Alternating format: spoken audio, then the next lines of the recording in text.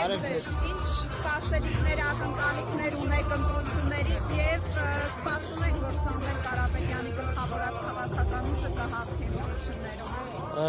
Մենք ոչ թե սպասելիքներ ունենք, այլ առավել քան վստահ ենք, որ ոչ թե ապագա, այլ ներկայիս վարչապետը մեր համար Սամվել Կարապետյանն է։ Ինչ? Որովհետև հայ հասարակ ժողովուրդը տենում է ԿՊ-ականների պլենդուզից ցածր մակարդակն էլ Սամվել Կարապետյանի բարձրակարգ հայ հանդեպ նվիրվածությունն էր։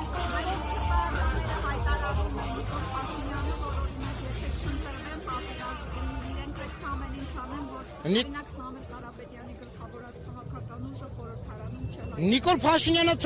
խոսա, որ 2018 թվականից վերև այս ազգի գլխին չարիք է բերել։ Ինչքան քաոս ու պատերազմական ողբուլած կա Նիկոլ Փաշինյանի օրոք է եղել։ Ինչ խաղաղություն է։ Ինչն է բերել Արցախցու Անտուն Անգերեզման մնալու շնորհիվ, հայ զինվորի արյան շնորհիվ խաղաղություն։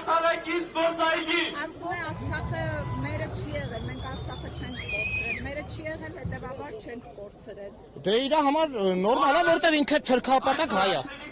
Ինքը ու իր գաղափարակից ընկերները թրքապատակ հայ են։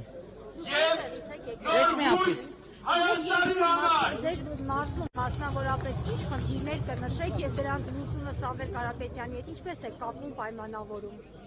Խնդիրները շատ են, ժողովուրդ ջան, բայց Սամվել Կարապետյանի առաջարկած միայն այդ գյուղատնտեսության ոլորտը կարևորներից մեկն է։ Մթերման կայանները կառուցելը